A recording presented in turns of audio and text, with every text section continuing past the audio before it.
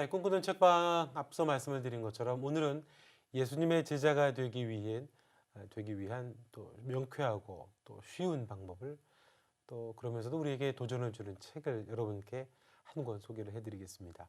유익한 제자도라고 하는 책인데요. 저자이신 믿음교회 김용일 목사님 모시고요. 오늘 말씀을 함께 나누도록 하겠습니다. 목사님 안녕하세요. 안녕하십니까.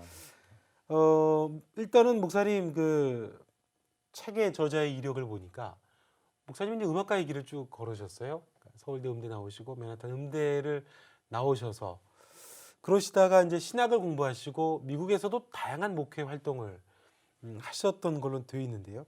음악의 길에서 목회로 전향하시게 된 그 이야기가 어떤 이야기인지 궁금합니다.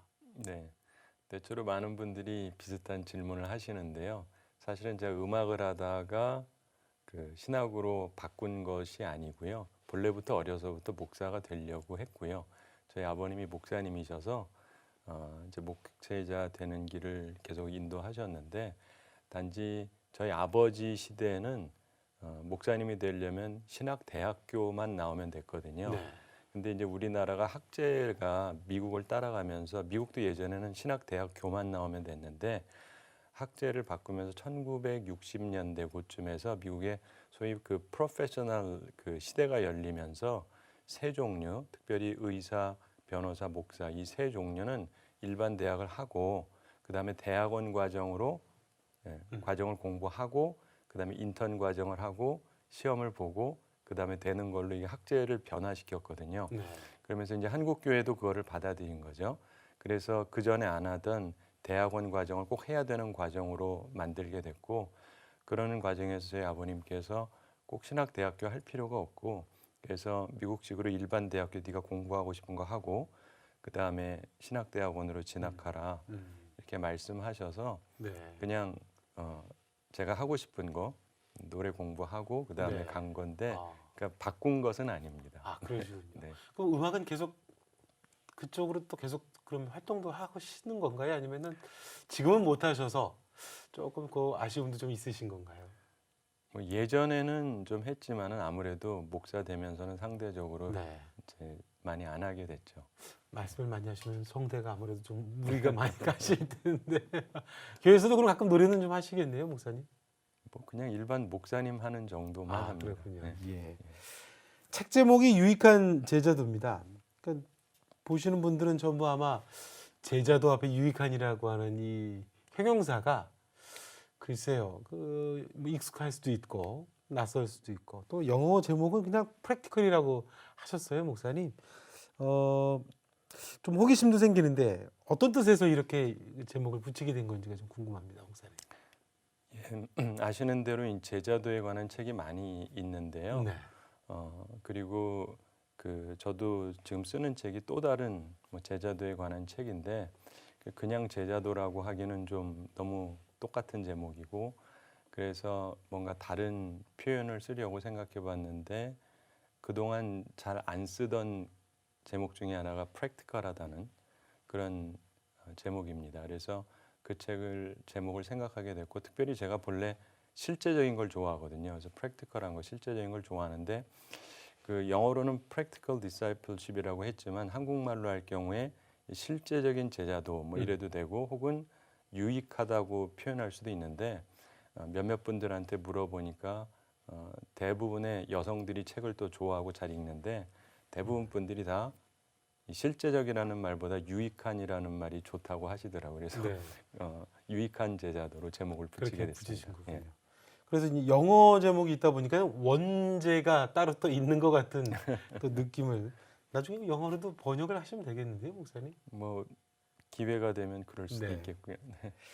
자, 1장에 보면 제자를 부르는 부르심의 때에 대한 내용을 쓰셨습니다, 목사님. 전적으로 하나님의 때에 부르심을 받는다고 나와 있는데 그 내용을 보면서 목사님이 경험했던 부르심의 순간은 어땠을까? 근데 이제 말씀해 주셨던 것처럼 목사님께서 이제 목회하라고 하셨기 때문에 대체적으로 이제 그런 분들은 이제 그냥 목사하는 게 나는 내가 가야 될 길이 아닌가 그런 얘기들을 많이 하시는데 그래도 어떤 좀 계기가 부르심의 그 때가 있었는지 그게 궁금하네요, 목사님. 네, 있었습니다. 네. 그러니까 저희 아버님이 그 이제 물론 저를 다음 목회자로 키우고 싶어 하시긴 하셨고, 그런데 제가 한 5살 무렵에 제가 꿈 잘 꾸지도 않고 기억도 잘 못하는데 꿈인 것 같아요. 근데 꿈을 꿨는데 꿈속에서 하나님이 저를 부르시고 목사가 되라고 그러셨어요.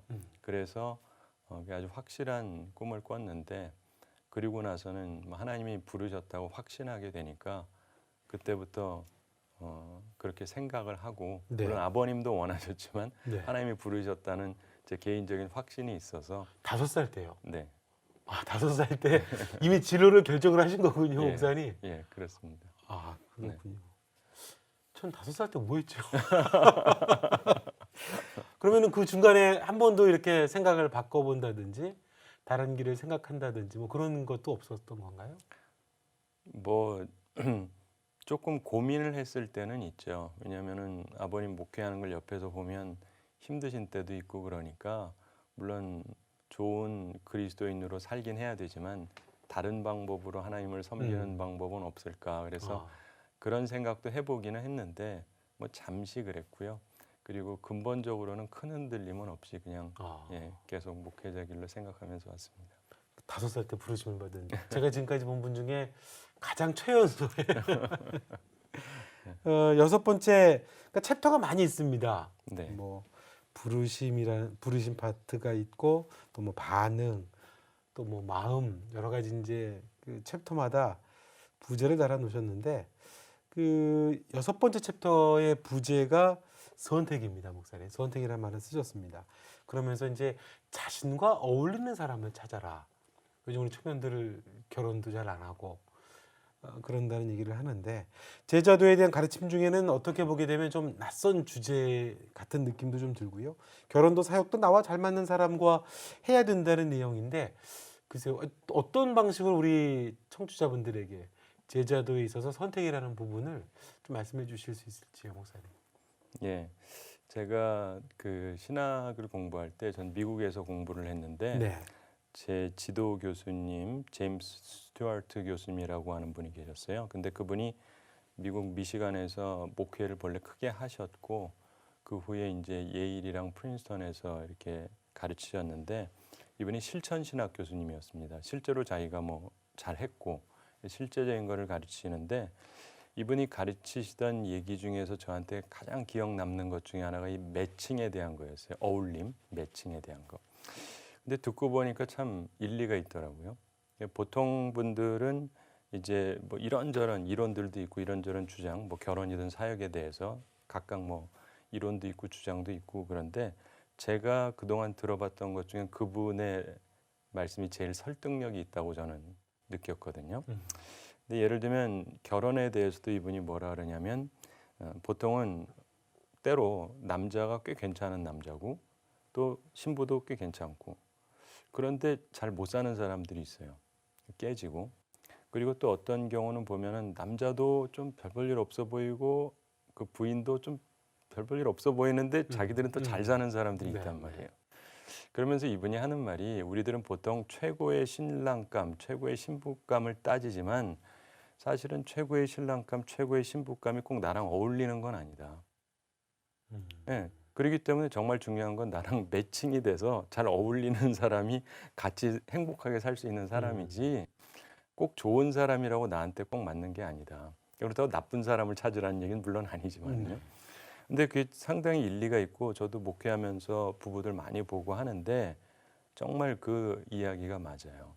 보면은 상호 이렇게 잘 맞는 사람들이 있습니다. 근데 그런 것처럼 이제 최고의 남편, 최고의 아내 뭐 이런 사람을 얻겠다라는 것보다 자기랑 어울리는 사람이면은 평생 행복하게 살 수 있는데, 그 제가 그 후에 이제 예수님께서 가르치신 가르침을 쭉 계속 목회하면서 느끼고 또 딴 분들이 하던 얘기랑도 생각해 보면서 느끼게 되는 것은, 많은 경우 이 부분이 좀 무시되거나 무지하다라는 생각을 하게 됐어요. 저도 아버님 목사님이어서 이런저런 얘기 듣고 또 선배 목사님들한테도 많이 듣고 그랬는데, 이분들은 매칭에 대한 얘기를 거의 안 하세요. 어울림에 대한 얘기를 제가 거의 들어본 적이 없어요. 근데 예수님의 가르침에서 보면 예수님이 제자들을 파송하시면서 너를 영접하고 네 말을 들으면 거기 가서 평안을 빌고 네. 거기 계속 있어라. 왜냐면 환영하고 말씀 잘 들으니까 거기가 사실 어울리는 거거든요. 그렇죠. 그럼 거기서 말씀 계속 전하고 잘 받아주지도 않고 그리고 이렇게 자꾸 푸대접하고 그러면 거기 있지 말고 딴 데로 가라. 이거는 소위 말하는 거기가 뭐 부자냐 아니냐 이런 거하고도 상관이 없고 이 사람들이 배웠느냐 안 배웠느냐하고도 상관이 없는 거거든요. 근데 하여간 내가 싫은 거거든요. 그럼 거기 있지 말고 너를 원하는 대로 가라. 그리고 어디를 갔는데 박해한다. 그럼 빨리 떠나라. 근데 예수님 말씀이 뭐냐면 어차피 이스라엘 모든 곳에 가지 못하고 끝날 거다. 사실 우리 인생이 길지 않거든요. 근데 구태여 날 싫어하고 배척하는 데서 뼈를 묻겠다. 이거는 예수님의 가르침은 아니라는 거죠. 근데 우리는 그게 훌륭하다는 식의 가르침을 너무 많이 들었거든요. 근데 물론 어떤 경우는 피할 수 없는 경우가 있죠. 그냥 있어야 되고 죽어야 될 때도 있는데 그런 경우는 그래야 되지만 일반적인 면에서는 사실은 이 목회자와 교우들의 관계는 사실 신랑 신부 관계는 아니거든요. 신랑은 예수님이고 교회는 신부인데 우리는 신랑을 돕는 분이잖아요. 그래서 교우들에게 일종의 가르침을 해주는 건데 제가 성악도 해봐서 알지만 성악도요. 음악도 저랑 어울리는 사람이 있고 안 어울리는 사람이 있어요. 선생님하고 학생들도 그럼 기왕이면 어울리는 분하고 가서 서로 배우고 가르치고 뭐 이렇게 해야 맞거든요. 그래야 이게 배움이 도움이 됩니다. 그런 면에 있어서 우리가 좀 생각을 새롭게 해야 되는 부분 중에 하나가 구태여 안 어울리는 데 가서 서로 피곤하게 있는 거라기보다는 처음부터 가능하면 어울리는 데를 찾아서 어울리는 데에서 있는 것이 목사나 교인이나 다 좋다는 거죠. 그리고 주님이 본래 계획했던 게 그것이고 네, 그런 얘기입니다. 네. 그렇군요. 네. 그러니까 배우자에만 국한되는 이야기가 아니고 그렇죠. 사역이 됐든 네. 뭐 어떤 뭐 조직이 됐든 네. 제자라고 하면은 이거를 고려를 해야 된다라고 말씀 주신 그렇죠. 거군요. 네. 예. 9장에서는 이제 반응이라는 대목이에요, 목사님. 네. 목사님 이제 책에서 그 선교 대국 미국 이야기를 이제 또 네. 미국에서 여러 가지 목회 경험도 하시고 또 네. 미국에서도 공부도 하시면서 또 보시면서 미국이 선교 나라 중에 가장 크게 성공한 나라로 이제 아무래도 우리나라를 이제 꼽아 주셨거든요. 이제 그 이유가 추수감사절이다라고 이제 감사 이야기를 하시면서 그 얘기를 해주셨고 이제 사실은 그거보다는 현대 뭐 선교 그러게 되면은 현지인들을 잘 가르쳐서 현지인들이 직접 뭐 가깝게는 우리 중국 같은 경우도 사실 그렇잖아요. 그래서 뭐 네비우스 정책이 이제 보편적인 선교의 방식이다라는 얘기하고 또 학교를 만들어서 가르쳐야 되고 이제 그런 얘기인데 그게 아니고 추수감사절을 따라하는 나라는 우리나라가 거의 우리나라밖에 없다. 그게 한국을 선교 대국으로 만든 미국이 선교에 성공하게 된 원인이다. 근데 그런 얘기 해주셨는데 제가 좀 말이 좀 길었습니다만 그 아니요. 내용을 조금 네. 설명을 좀 해주시면 좋겠어요, 목사님. 예. 그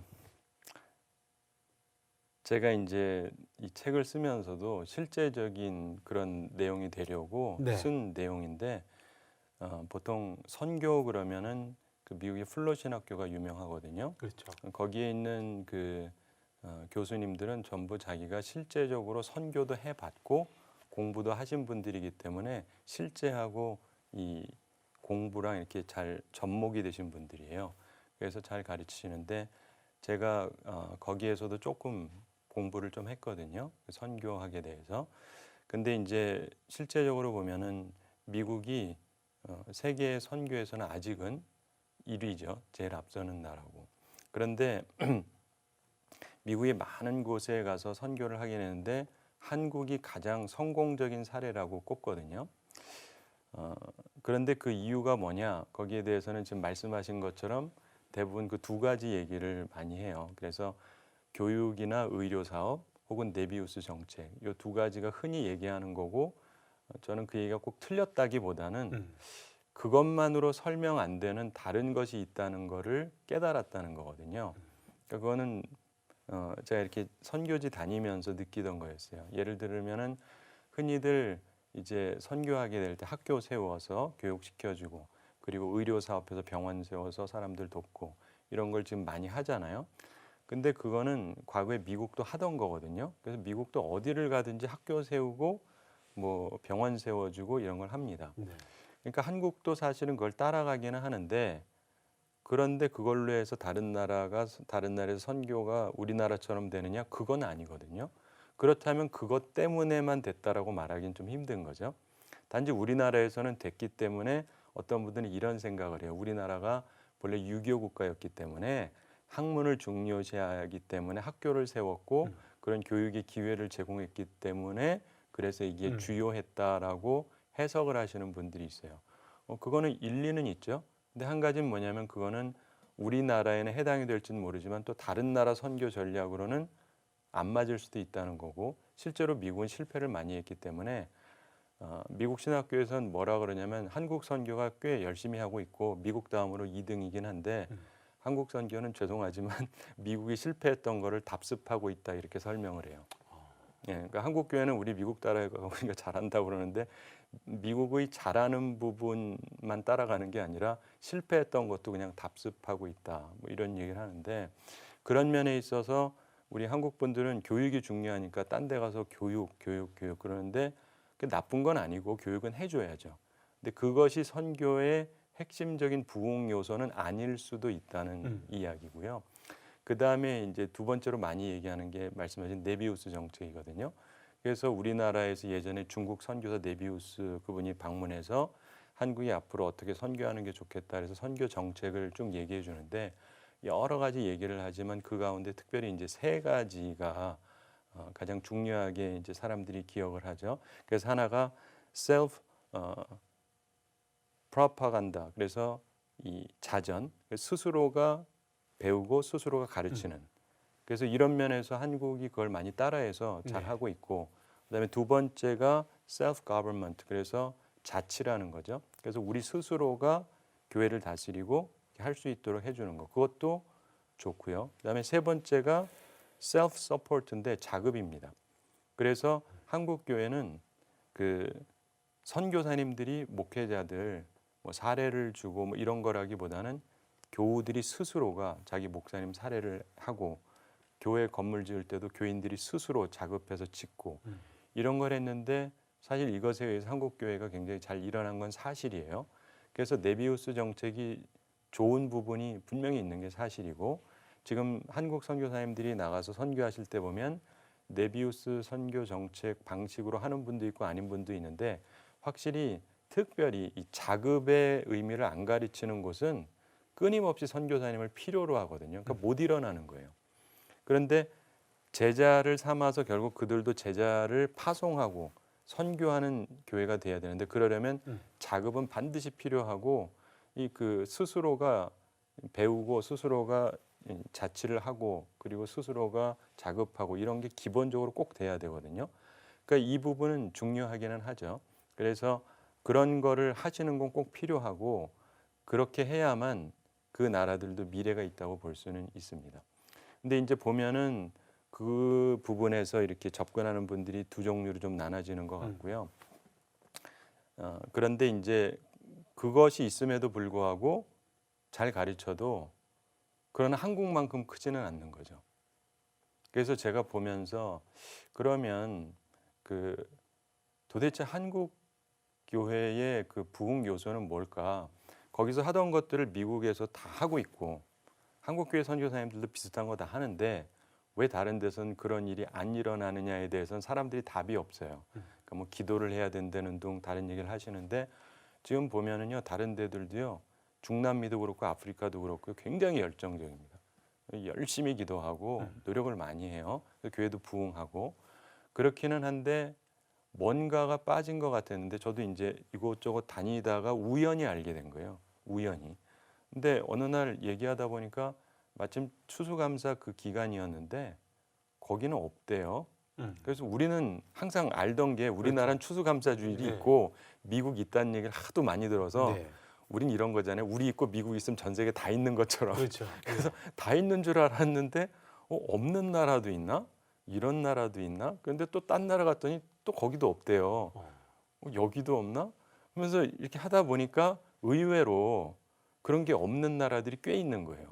그리고 어떤 곳은 선교사님들이 가서 가르치기는 했는데 그래서 교단별로 하기는 하는 교회도 있긴 한데 어떤 나라는 전체적으로 하는 나라들이 생각보다 별로 없어요.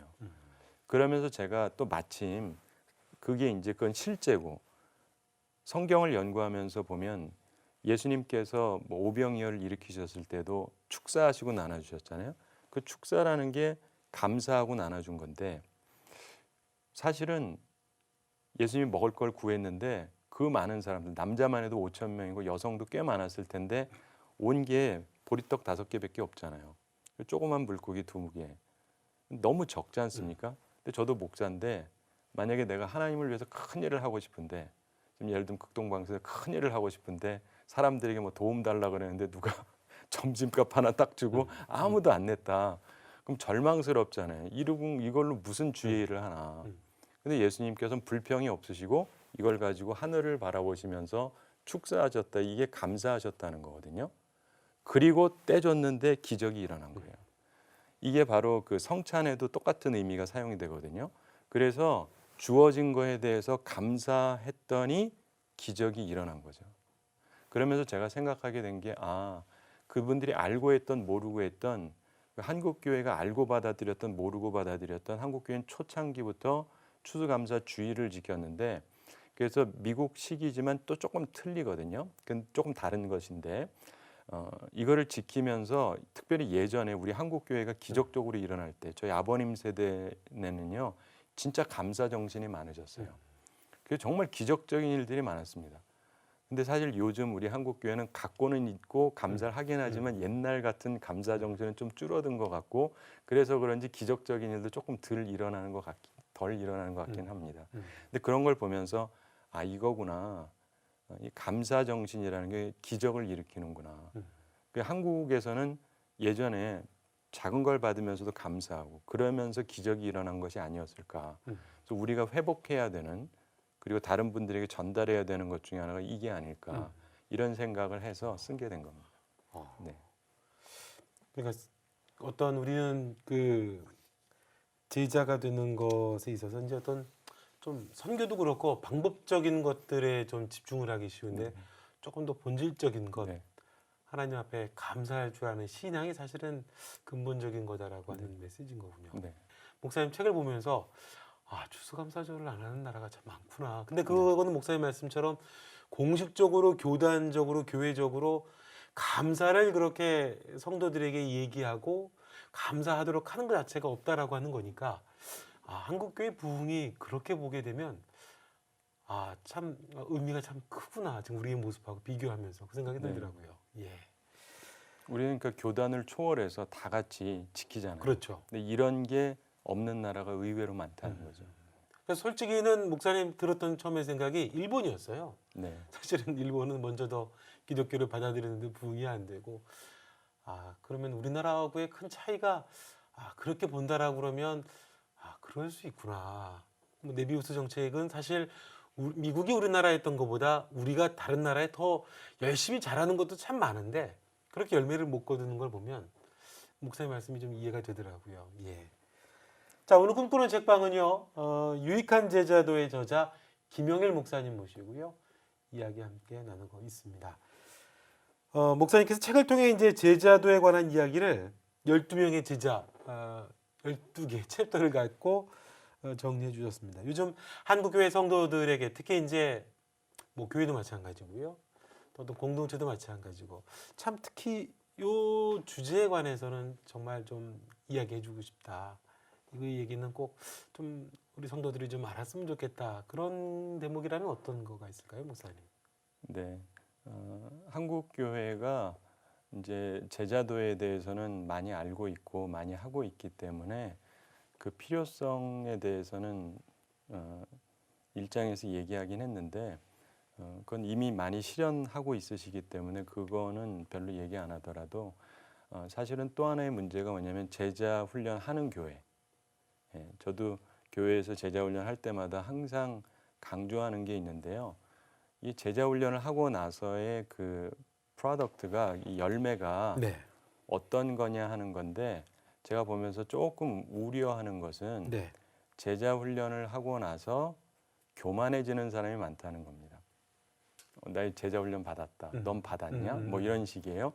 그러면서 나는 뭐 우리 교회는 뭐 이런 걸 하는데 당신네 교회는 뭐 하냐? 맞아요.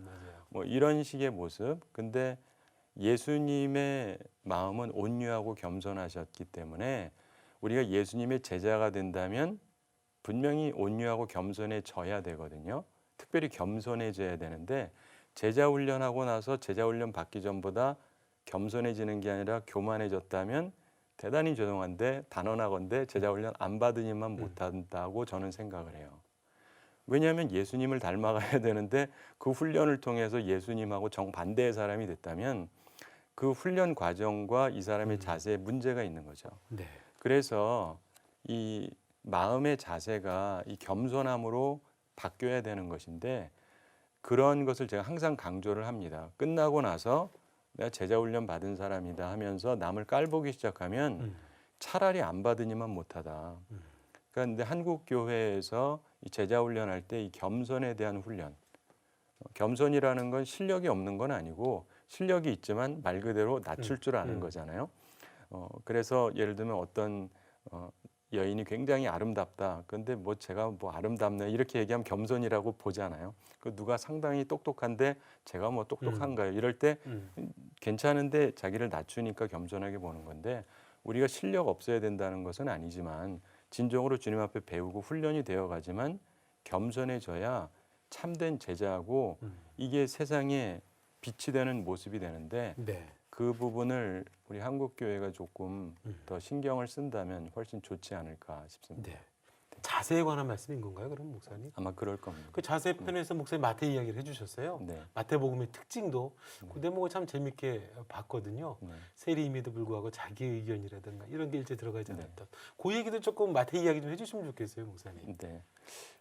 잘 아시는 대로 예수님의 제자들의 이야기들을 우리들이 여기저기에서 보니까 알죠. 마태, 마가, 누가, 요한복음이 있으니까. 그런데 이제 마태복음 같은 경우는 자기가 쓴 거니까 자신의 얘기를 많이 쓸 수 있지 않습니까? 그런데 이제 물론 자기 부름받았던 얘기를 하고는 있지만 자신이 뭐 어떤 이야기를 했다라든가 뭐 예수님이랑 네. 3년 다니면서 뭔가 멋진 말 한마디는 했을 수도 있는데 아무 말을 쓰지를 않아요. 좋은 말이라도. 그런 면에서 보면 그렇지만 그냥 옆에서 보면서 겸손하게 주님이 하셨던 것만 이렇게 드러내고 있죠. 그래서 마태가 존재가 없는 사람이 아니고 사실은 성경 중에서 신약 성경 중에 제일 앞에 나와 있잖아요. 그러므로 자기는 사라진 것 같지만 사실은 굉장한 공헌을 한 거죠. 그러니까 그런 면에서 참된 제자라고 하는 것은 자신을 드러낸다기보다 유익한 사람은 되되 정말 주님께 영광 돌리고 또 주님이 높임 받을 수 있도록 그리고 각 사람에게 도움되는 거면은 족하게 여길 수 있는 이런 모습을 우리가 가질 수 있다면 좋겠다 이런 거죠. 아마 마태복음 보시는 분들은 사실 마태복음이 그래서 조금 좀 딱딱하게도 더구나 신약 첫 페이지니까 네. 그렇게 느끼시는 분들이 계시는데 그걸 알고 마태복음을 또 읽으면 그 깊은 의미를 또 알 수 있을 것 같다 생각이 들고요. 제자도 그러니까 목사님 일단 일반 성도로서 궁금한 거는 목사님 조금 전에 얘기해 주신 대로 이제 시스템이 잘 구축되어 있는 교회에서는 제자도 우리 교회 이번에 프로젝트 뭐 하고 있다. 제자도 몇 기 받았다. 나 제자도 어떻게 뭐 수업 받았다. 너 그거 했냐? 우리는 그런 거 없이 그냥 우리 교회는 작은 교회라 그런 것도 없는데 그러면 괜히 위축되거든요. 그러면은 이제 그 마음에 드는 생각이 제자가 되려면 제자도를 정말 배워야 되고 제자도에 대해서 공부를 해야만 되는 건지 아니면 그렇지 않고 주일 예배 잘 드리고 내가 하는 신앙생활 그냥 열심히 정말 진실하게 해가면 제자도는 저절로 그렇게 습득이 되는 건지 그게 또 궁금해 하시는 분들이 계실 것 같거든요. 어떠세요, 목사님? 좋은 질문인데요. 답변이 좀 조심스러운. 네. 네. 왜냐하면은 아시다시피 그거를 중시하는 분도 있고 네. 또 뭐 그렇지 않은 분도 있고 그래서 그런데요. 제가 한 가지 약간 다른 측면에서 생각하는 데 도움이 된다면 제가 신학교 다닐 때 그 미국에서 읽었었던 책 중에 하나가 그 혁신적인 10개 교회 해가지고 미국 사람이 쓴 게 있었어요. 근데 그 내용을 보면 이제 교회 중에서 좀 다른데 그렇지만은 하나님의 일을 크게 하고 있는 역동적인 교회들을 이렇게 썼어요. 근데 우리나라를 보면은 그걸 보면서 한국을 보면 다 똑같아요. 아, 그래요. 우리나라 사람들은 우리가 다양하다고 생각하시는데 사실은 미국 가서만 봐도 우리나라 분들은요 이거 하나 하면 다 해야 되고 알면은 다 알고 모르면 다 몰라요. 네.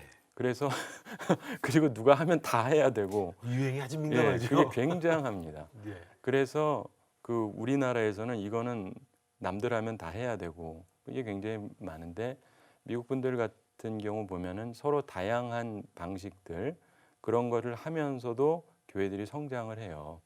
근데 우리나라는 제가 전에도 어떤 그 지도력에 대해서 리더십에 대해서 박사 공부한 친구분이 있었는데 그분한테 한번 물어봤어요.